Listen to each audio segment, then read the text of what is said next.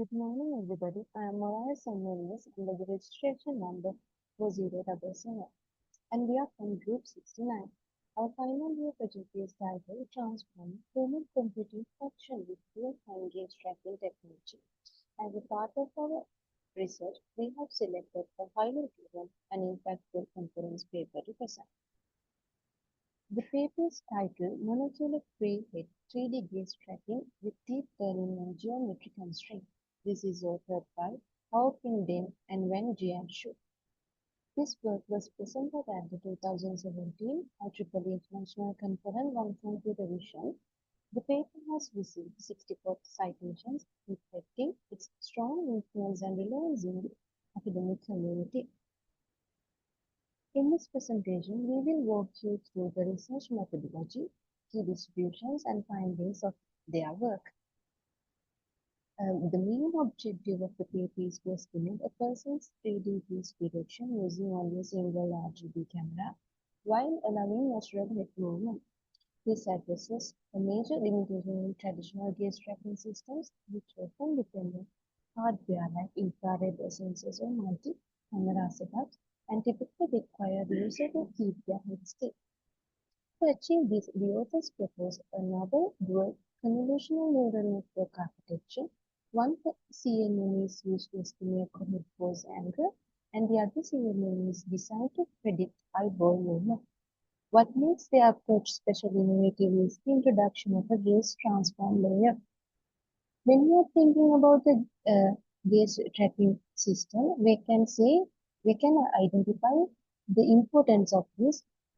Gaze tracking estimates where a person is looking and has so many wide applications, including medical diagnosis and psychological analysis to driver monitoring systems and immersive technologies like virtual and augmented reality.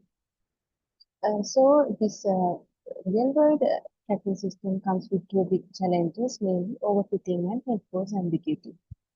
When we consider the paper's contribution, it has three main key contributions, as you can see on the screen, namely decoupled modeling and geometry-aware fusion, and the other one is large-scale dataset.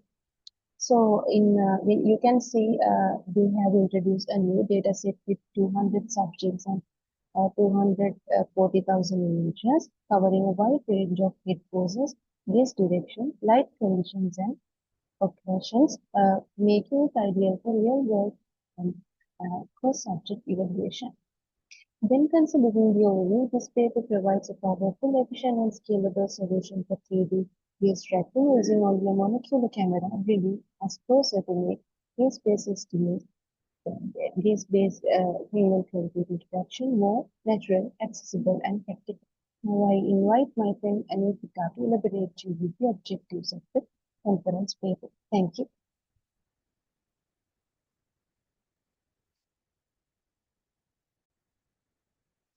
Thank you, Nirasha, for the introduction.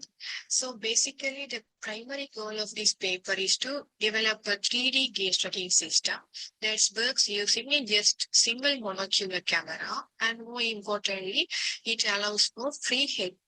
That means no head-mounted equipment or physical constraints on the user. To make this possible, the authors aim to overcome two core issues in previous systems. First one is head gaze correlation overfitting, and second one is head pose ambiguity. So they introduce a new framework that leverages geometric constraints and deep learning to deliver accurate real-time gaze estimation even under natural unconstrained head movements. Now, looking at the prior work in this field, there are mainly two categories of gaze tracking methods. First one is model-based gaze estimation. That means they rely on geometric models of the eyeball and often use infrared lighting.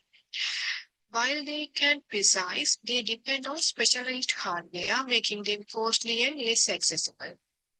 Second method is appearance-based methods. They use CNNs to learn from eye images directly.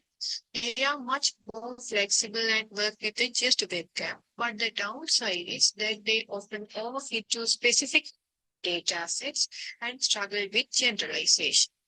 So while both approaches have their strengths, they also have clear limitations, especially in real-world subject scenarios. The paper identifies two key problems that limit existing methods. First one is head gaze correlation. So most data sets have a natural correlation between how people move their head and where they look.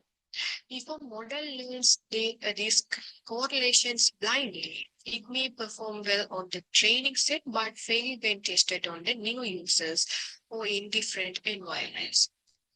And the second issue is head pose ambiguity. Many systems rely on facial landmarks to estimate head orientations, but those landmarks can shift significantly facial expressions. For example, a smile for a frown can distort the head pose even if the skull stays in the place. This creates inconsistency, especially across different individuals.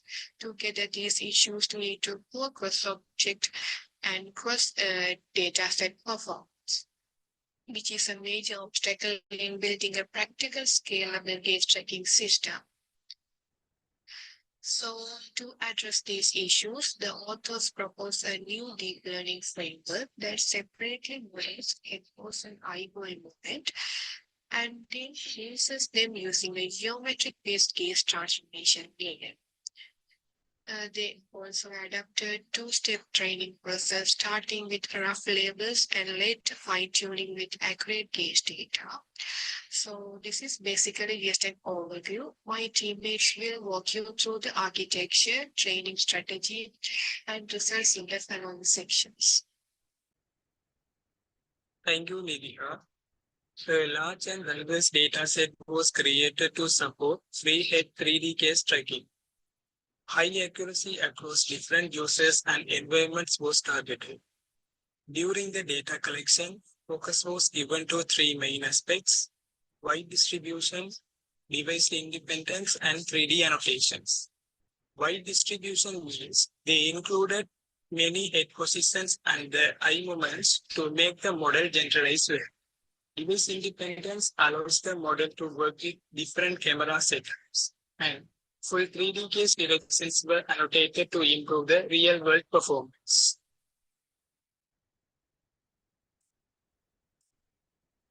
Now, let's look at how the data was collected. 12 synchronized cameras were placed at different angles to capture the views from all the sides.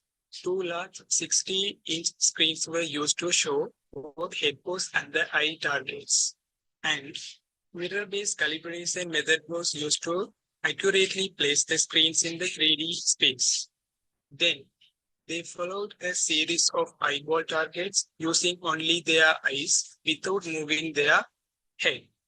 This simple two-step process helped them to collect accurate data for both head and eye movements. Full head pose coverage was achieved by using multiple cameras placed at different angles, and small head movements were allowed. This way, a wide variety of head positions could be captured from just a small range of motion, because each camera recorded the movement from a different view. For eye movement, large screens were used to allow wider shifting gains. Targets were placed around each head positions to make sure all the directions were covered. To verify accuracy, the head pose was tracked live using the facial landmarks. Gaze accuracy was checked, asking the participants to press a key when the symbol was showed at the target. Finally, the collected data was processed to make it easier for the model to read. 3D facial landmarks were used to align each view. Images were then rotated and scaled so that all the samples looked consistent. This led to two main benefits. The learning complexity was reduced from 6 samples down to just 2, and consistent samples were created regardless of camera or head positions. As a result, compact and clean data set was obtained, ideal for training the deep learning model. I hand over this presentation to Minhaj to explain the experiment and the result part. Thank you, Praveenan. When we talk about the experiments conducted using the proposed gear-stacking framework and the different architectures and training strategies, first, in terms of network design, the authors stressed both the lightweight and cheaper CNN models to balance speed and accuracy. Second, they explore different training strategies, including a two-step method that train head and eye models separately before fine-tuning them together. Third, they use a large and diverse dataset with mass containing 200 subjects with varied lightweighting and head poses. Lastly, the authors performed comparison with existing methods like MPKs and ICCV and showed that their approach achieved better accuracy, especially across different subjects. When we look at the network design and the two-step training strategy used by the authors, they experimented with two main architectures. First, linear election, which is lightweight and fast for real-time application. Second, BN instruction, a deeper network offering higher accuracy. The model has two separate inputs, one for estimating head pose and other for eye movements. The head CNN model predicts head movements, while the eye CNN model predicts horizontal and vertical eye rotation. These inputs are combined using Gauss transform layer, which applies geometric constraint to produce the final 3D vector. For training, the authors use two-step strategy. In step 1, they train the head and eye networks separately using rough labels obtained from facial landmarks guided by two loss functions. This slide presents the experimental results comparing the proposed method with other well-known case tracking applications. The authors tested all methods using same linear architecture for a fair comparison. The MP-case method achieved a mean error of about 6.3 degrees, while eye-tracker showed slightly better performance with a mean error of 6.1 degrees. In details, the author's method using the same TinyLXF architecture reduced the error to 5.6 degrees. Even more impressively, when they use a deeper architecture as DA instruction, the error further dropped to 4.3 degrees, demonstrating significant improvements. This clearly shows that their approach not only works well with lightweight models, but also achieves state-of-art of accuracy with deeper networks. In conclusion, the authors include case tracking separating head and eye modeling to avoid overfitting. They use gas transformation layer to keep geometric accuracy and apply two-step training method to reduce head pose errors.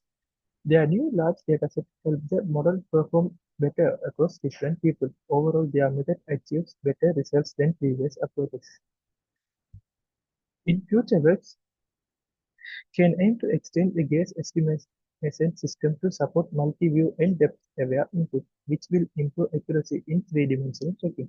Additionally, integrating the system with VR/AR devices, automatic interfaces, and mobile platform will expand its practical application. Finally, we can explore methods to maintain temporal consistency for more stable and reliable video-based gas tracking. And this is end of our presentation. Thank you.